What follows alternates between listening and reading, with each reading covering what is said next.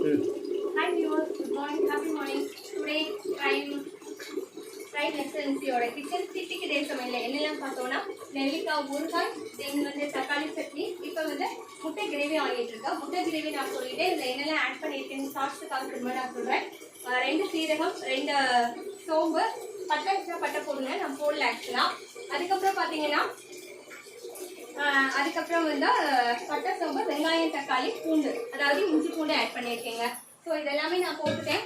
இப்போ நல்லா தண்ணி ஊற்றி தேவையான அளவு குழம்புக்கு தேவையான கன்சிஸ்டன்சி வந்து நான் இந்த இடத்துல வச்சுருக்கேன்.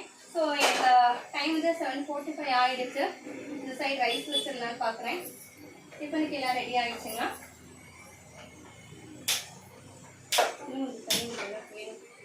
சரிங்களா, இப்போ இங்கே வாங்க. ஸோ நல்லா கொதி வந்துட்டுருக்கு பாருங்கள். இந்த ஸ்டேஜில் நம்ம என்ன பண்ணோம்னா இந்த விழுது பாருங்கள். இந்த விழுது பார்த்தீங்கன்னா வேறு கொஞ்சோண்டு கை அளவு தேங்காய், பச்சை மிளகாய் வந்து காரத்துக்கு போட்டிருக்கேன். இதில் நான் பச்சை மிளகாய் ஆட் பண்ணல, அதுக்காக. ஸோ நான் அதை விட்டுறேன். நல்லா கொதி வந்ததுக்கப்புறம் தான் தேங்காய் பாலோ தேங்காய் கரைசலோ நம்ம விடணும். நீங்கள் வந்து தேங்காய் பால் தேங்காய் கரைசல் விட்டதுக்கப்புறம் தண்ணி விடக்கூடாது. மெயினாக அதுதான் டேஸ்ட்டு மாறிடுங்க. ஸோ பாப்பா கூட வந்துட்டா ரெடி ஆகி. கொஞ்சம் தண்ணி கொடுங்க.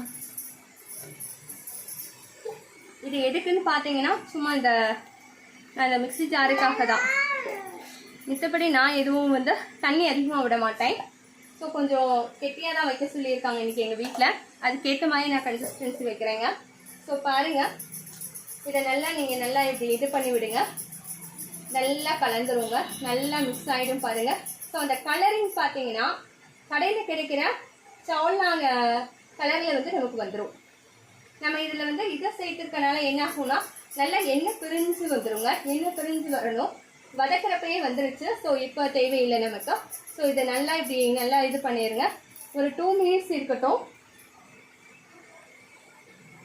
மூடி வைக்கிறதுக்காக பார்க்குறேங்க. கொஞ்சம் வேகமாக ஆகும்ல, அதுக்காக தான் மூடி வச்சிடுறேன் நான். ஸோ இந்த சைடு வந்து ரைஸ் வந்து தண்ணி ஊற்றி வச்சுருக்கேன். நான் ரைஸ் தண்ணி ஊற்றி வச்சுருக்கேன். அங்கே எனக்கு இதாகிட்டுருக்கு. இதையும் மூடி வைக்கணும். இப்போ இன்றைக்கி நான் என்ன பண்ணிக்கிட்டேன்னா இது மாதிரி முட்டையை வந்து சின்ன சின்ன பீஸாக கட் பண்ணிக்கிட்டேங்க. நான் எப்போயும் வந்து முழு முட்டை தான் போடுவேன். சும்மா கீரல் மட்டும் போட்டு தான் போடுவேன். இன்றைக்கி தான் இப்படி கட் பண்ணிட்டேன். சப்போஸ் அப்படி இல்லைன்னா நான் என்ன பண்ணுவேன்னா ஒரு முட்டையை வந்து உடச்சி ஊற்றுருவேன். இன்றைக்கி நான் அப்படி ஊற்றலை.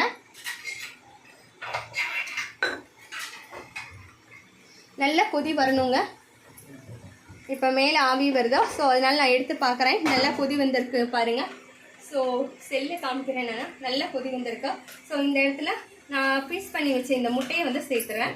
நான் வெறும் 3 முட்டை தாங்க நான் சேர்த்துருக்கேன். இதில் வெறும் 3 முட்டை தான் சேர்த்துருக்கேன். நீங்கள் வேணும்னா லாஸ்ட்டாக முட்டை எவ்வளோ வேணாலும் சேர்த்துக்கலாங்க. முட்டைக்கு ஏற்ற மாதிரி வெங்காயம் தக்காளி அளவு குழம்பு பொடியோட அளவு நீங்கள் மாற்றிக்கோங்க. இது நல்லா உங்களுக்கு மிங்கில் ஆகட்டும். இப்போ இதில் இருக்கக்கூடிய மஞ்சள் கரு பார்த்தீங்கன்னா நல்லா ஹீட்லேயே கொஞ்சம் மசிஞ்ச மாதிரி ஆகிடும். அப்போ கிரேவி வந்து உங்களுக்கு திக்கான ஒரு நல்ல கன்சிஸ்டன்சி கடையில் வைக்கிற மாதிரி கிடைக்குங்க. சரிங்களா, தேவைன்னா நீங்கள் அப்படி செஞ்சு விடலாம். அப்படி இல்லைன்னா தேவையில்லை. அங்கங்கே வெள்ளை வெள்ளையாக தெரிஞ்சாதான் எல்லோஸாக இருந்தால் நல்லாயிருக்கும். இங்கே பாருங்கள். ஸோ வெங்காயமும் தெரியும். சும்மா ஒரு 2 வெங்காயம் நான் போட்டேன் இல்லைங்க, அதுவும் தெரியும், இதுவும் தெரியும். ஸோ இது நல்லா ஒரு கொதி மட்டும் வந்தால் போதுங்க, நம்ம இறக்கிடலாம். ஸோ உப்பு காரம் சரியாக இருக்கான்னு பார்த்துக்கோங்க. ஸோ பர்ஃபெக்டாக இருக்கு. சம்திங் கடையில் வைக்கிற டேஸ்ட். ஆக்சுவலாக எனக்கு மீன் குழம்பு மாதிரி இருக்குங்க. மல்லித்தலை மட்டும் கொஞ்சம் கொடுங்களேன். 2 மல்லித்தலை வந்து ஃப்ரெஷ்ஷாக இருக்காது என்கிட்ட. சரி, 2 கருவேப்பிலை மட்டும் ஃப்ரெஷ்ஷாக கொடுங்க.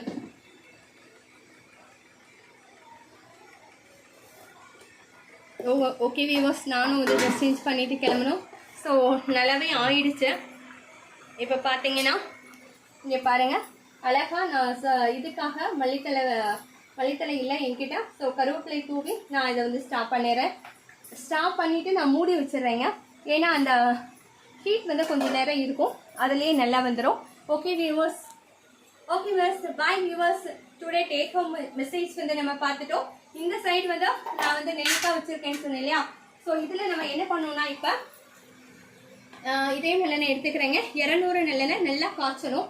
நல்லா ஆவி புகை வர்ற அளவுக்கு காய்ச்சி நல்லா இது மேலே ஊற்றி விட்டு ஒரு கிண்டி நல்லா மூடி போட்டு மூடி வச்சிருங்க. நாளைக்கு சூப்பராக வந்துடும். டேஸ்டியான நெல்லிக்காய் ஊறுகாய் மற்றும் இட்லிக்கு தேவையான gravy chutney plus white rice ready.